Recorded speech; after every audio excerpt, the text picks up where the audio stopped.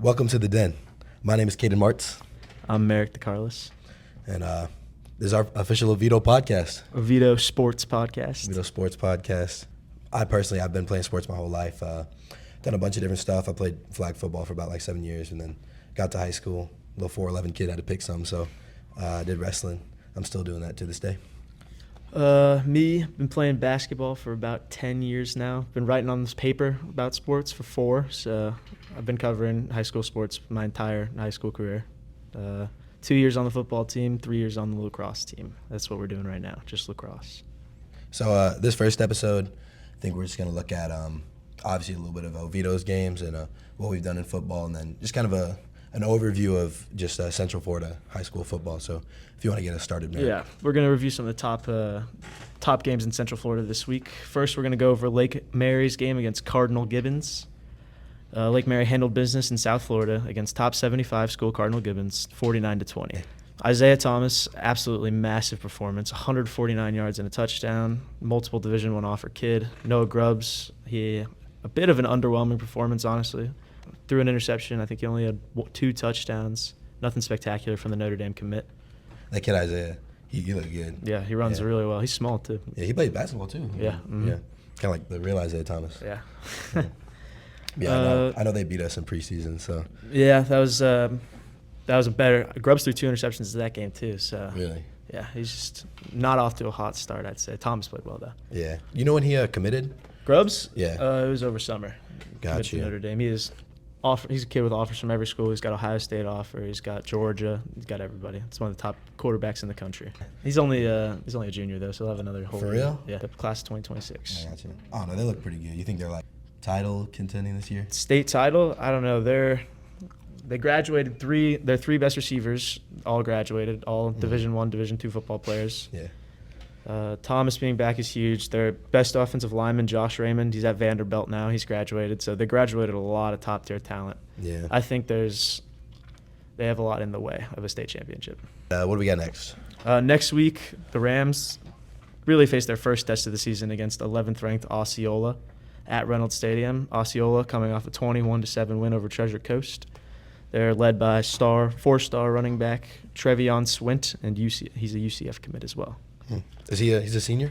Yeah, he's a senior. Yep. Gotcha. He's an SEC talent too, Power 5, Power 4 talent. He's got all the offers too. This kid's special. What are you predicting there? I think Lake Mary is going to handle Osceola pretty well. Osceola can't throw the ball. They attempted 4 passes in their first game, winning 21-7 against Treasure Coast. Only threw the ball 4 times, ran the ball about 40 times. So yeah. I think Lake Mary ends up stuffing the run at some point, and Grubbs has a good performance. Yeah. All right. Looks like we got Cocoa, right? Yep. Cocoa beat Titusville 42-10. That was a gimme game for Cocoa. Cocoa's ranked 13th in the entire nation. One of the best teams in Florida. Yeah. They're led by Javon Boggs and Brady Hart, a 4-star wide receiver quarterback duo. Nice. Hart recently committed to Michigan. Boggs recently flipped from Missouri to UCF. Cocoa also has the number 1 defensive end in the country, Javion Hilson, committed to Florida State. That's a 5-star talent, probably the best talent, one of the best talents in all of Florida, honestly. Yeah. So they're not falling off this year. Cocoa? No. Last year, Cocoa was dominant, too. They won a state championship last year. Javon Boggs won Mr. Florida, which is for the best football player in all of Florida. Yeah. He was committed to Ohio State, actually, originally. And then he flipped to Missouri, and then he flipped to UCF. Just ended up flipping. That's how recruiting works these days. Kids almost never stay where they commit to originally. Yeah. Cocoa does have a game against IMG this season, September 6th, which is one of the biggest games. Not only it is the biggest game in Florida, but it's also one of the biggest games in the nation. Yeah. It's number 1 and number 2 teams ranked in Florida. I believe it's number 3 and 13th ranked in the nation. Wow. And it's pretty crazy that Florida gets to host that game. That'll be September 6th. But I think Cocoa would be foolish to overlook a strong mainland squad who will be extra motivated after blowing a double-digit lead against University this week. Yeah, I mean, to get onto that game, I mean, what a crazy game. Yeah, absolutely. Top 10 clash of Central Florida teams. University obviously was down 21-10 at halftime. They were able to overcome that deficit to topple the reigning state champions 31-28. Yeah, I mean, University, they only had 175 passing yards in the game. This kid, Barrett Schulte, he caught like 127 of those. So yeah, absolutely ridiculous. It's pretty impressive that they did that. It's that was an interesting game to watch, honestly. Oh, yeah. What does University got next? Next week, University is going to be heavily favored against North Miami, and obviously, as we said before, Mainland is going to play host to the 13th ranked team in the country, Cocoa. Gotcha. And you just think Coco's? I think Cocoa, if Cocoa prepares right, they'll handle Mainland easy. But if they're overlooking them and looking forward to the IMG game, I think Mainland could surprise them, honestly. Unfortunately, Oviedo did lose our first game to 12th ranked Bishop Moore, and their star quarterback, Bjorn Jurgensen. Bjorn, that kid, diced us. Yeah, absolutely. Really. 432 total yards, 3 touchdowns. Really put Oviedo's defensive flaws that we've seen in the last couple seasons, just put them on showcase.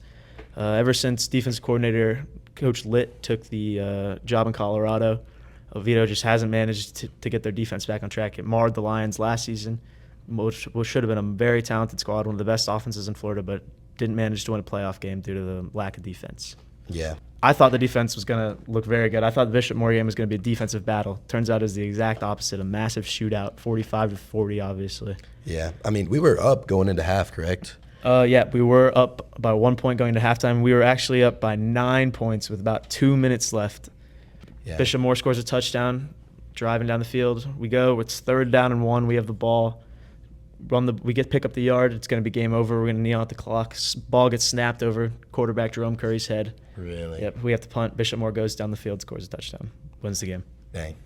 You think obviously there's like that storm, affected a lot of teams here. Yeah. You think the game goes different if none of that happens? I just think Bishop Moore was more talented. I don't think the storm can be used as an excuse, really. I think Oviedo was only in that game due to coaching, really, due to Coach O's incredible coaching.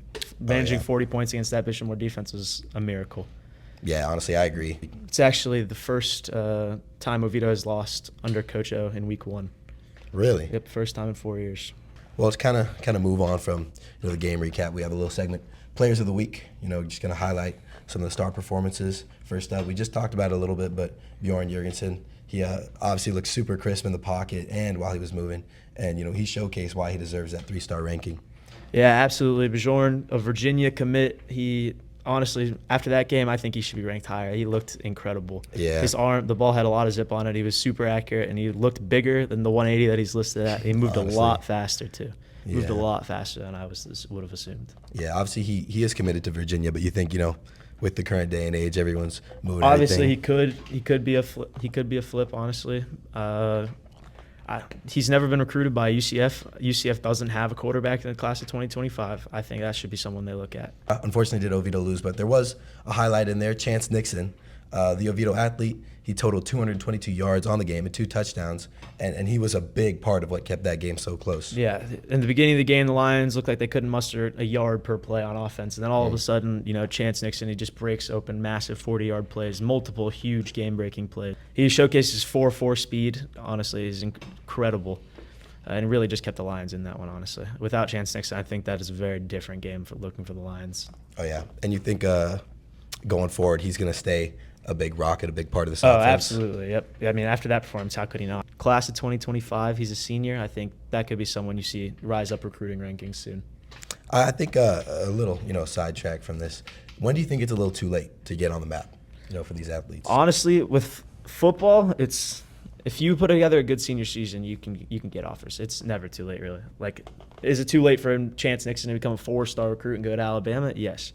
But could he go to a low D1? Absolutely. I think he could. Yeah. It's just about what you put on tape. He already has the measurables. He's a strong kid. He ran a 4.4 at his local really? camp. Yeah, 4.4 laser time. So wow. The kid's got D1 speed. I think he'll be D1 at some point. Now he's just starting to put together D1 performances on the field. And obviously we had like a really good core last year too. So yeah, absolutely. We graduated a lot of talent last season. We graduated starting quarterback Jackson Latour. He's at McNeese State now in competition for the starting job. Graduated number 1 receiver Marquette Williams, all-time receiving leader in Oviedo history. Yep. Alex McCoy, another key part of the offense, 450 yards. The Lions actually ended up graduating about 78% of their total offense last season. For real? Yep. FSU commit, biggest recruit to come out of Oviedo in history, Ty Hilton at Florida State now. Probably the most talented class Oviedo's ever had. Move on to one final player this week, Brady Hart. Michigan commit managed to throw as many touchdowns as incompletions, going 15 for 18 and 3 touchdowns, 270 yards, continuing to make his case as the number 1 QB in the 2026 class. Yeah, Hart, that's a kid who's been on recruiting maps for a really long time, like since he's in 8th grade. He's a big kid. I think he's 6'5", 6'6", about 190 pounds, a little skinny, but he's only a junior too, so he's in the same class as Grubbs. Yep. There's multiple quarterbacks in the 2026 class, actually. Michael Clayton at Seminole is a 4-star prospect. Coleman at Jones is a 4-star prospect committed to Miami. Hart, obviously, could be a potential 5-star riser at some point, I think. He's the Michigan commit, and then Grubbs is committed to Notre Dame. He's a 4-star. So, but yeah, Hart just showcased why I think he's the best of the bunch, honestly. He's had the most success in high school by a mile. Obviously, he's surrounded by the most talent. He's got a great coach. Yeah, so that 26 class, I mean, it's a huge class for quarterbacks. Yeah, absolutely obviously. loaded with talent. Oh, yeah. Central Florida is the most quarterback-rich prospects for the 2026 class out of the entire country. You have multiple 4-star prospects, multiple late risers, I think, who could be coming up. It's Sebastian Galliano at Oviedo High School. He's a 2027 class, but it just showcases all the talent. He's got a Memphis offer. You've got the O'Galley quarterback, Joseph Allen, holds multiple Power 4 offers. He's a sophomore as well. He's offered from UCF, from Syracuse, from Marshall. So that's just a lot of talent in the area. Kind of move on to our final segment that we got. We got a little top 10 ranking of the teams in Central Florida. It's probably reoccurring. Number 1, I think it's pretty obvious. Yep. We have Cocoa. 13th ranked team in the nation for a region, obviously. Easily the most talented public school in Florida. Yeah. Obviously, as we mentioned before, Javion Hilson is 5-star defensive end. Javion Boggs, 4-star wide receiver, Mr. Florida, and Brady Hart, the quarterback. Yeah, so we got Cocoa number 1. Number 2, it's probably a closer contest, but yeah. Right now we do have Lake Mary. Yep. They looked great against Oviedo in that preseason game, and then looked even better against Gibbons. And then obviously they do have Noah Grubbs, who probably looking like the number 1 quarterback right now. Absolutely. I think Lake Mary, they could be susceptible to losing. They're more susceptible to a loss than Cocoa easily. Lake Mary, the defense is a little bit questionable, and obviously Grubbs is thrown to a completely new receiving core. So you have to deal with chemistry. Even if the talent is the same or close, you still have to deal with the chemistry. Yeah. Next, we got Jones. I don't think they played this week, correct? Nope, they got rained out. Are they going to go back to that game or just? It could be scheduled later for a Saturday, I believe. Yeah, Jones next week, I think they got a pretty easy matchup. Yep, next week Jones faces Timber Creek. Timber Creek, once a formidable opponent, not really anymore. They've really fallen off the map, honestly. The last couple of years, they were good about 2 years ago. Then they had a big transfer wave go out, and they're just kind of fallen off since. It's just how high school football goes these days. Yeah, so Jones, I mean, they're going to need to Jones run up that score a little bit. Jones is loaded with talent this season. That's who Oviedo has lost in the playoffs the last 2 years to Jones. At quarterback, they've got Darian Coleman committed to Miami. Kid's got a cannon of an arm, runs really well. And then at wide receiver, they've got a 5-star prospect, Vernell Brown. That kid, he's committed to UF, an absolute speedster. He runs. He's probably the fastest player in all of Florida, honestly.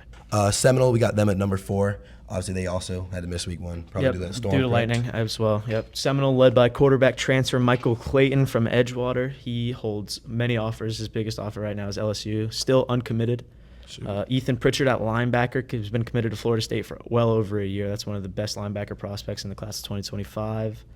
Max Buchanan, a big name around Central Florida, committed to Miami. Probably the number 1 O-lineman in all of Central Florida. Big tackle, 4-star prospect, about 6'6", 320. Next week, Seminole faces Heritage, which will be a big time test. Heritage holds multiple Division I players, and yeah, that'll be Seminole's first big test. We'll see what they're made of. Who you got there? I got Seminole by a mile. Really? Yeah, I think Seminole blows.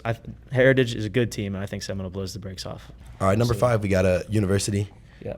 University benefits the most from their week 1 play. They had a top 10 matchup with Mainland. They got the win 31-28. Wasn't pretty, but they easily have the best win of the season so far for all the Central Florida teams. Gotcha. After them, we got Edgewater at 6. Obviously, again, another team that storm was huge and affecting, a lot of missed games. So Edgewater also missed their first game. Obviously, coming off a lackluster season, you could say. Edgewater, they finished the regular season 10-0. Were state champion favorites. They won in the first round of the playoffs and got knocked out in the second round. It was a big disappointment for everybody. Next week, they're playing TFA, the First Academy, who we'll get to later, ranked 9th in the rankings right now. Oh, yeah. That'll be their first test of the season and a big test for TFA, I'd say. Yeah, is that the biggest game next week, you think? Osceola and Lake Mary, or Edgewater and TFA, I'd say. TFA, actually, we'll get to TFA in a second. Gotcha. Next up on the list, we got O'Galley. O'Galley is a massive sleeper this season, a massive sleeper. They're one of my favorite teams. They're really well coached. They just won their first game against a top 50 team in Vera. They got a young quarterback, Joseph Allen, multiple Power 4 offers. We talked about him earlier. He's probably the most talented 2026 or 2027 prospect in the state right now. They've got an athlete. I can't quite remember his name, but he's a 4-star prospect, 30 offers. Wow. Likely headed to Ole Miss or UCF. Gotcha. So O'Galley, a really talented team, really well coached team, very disciplined. Yeah, you think they could? I think they'll maybe turn some heads. I think they're a sleeper team. Really, I do. Yeah, That's gotcha. my biggest sleeper. At number 8, Bishop Moore, obviously one of the more talented teams in the entire state. I think their performance against Oviedo, while a good win, was a little disappointing, honestly.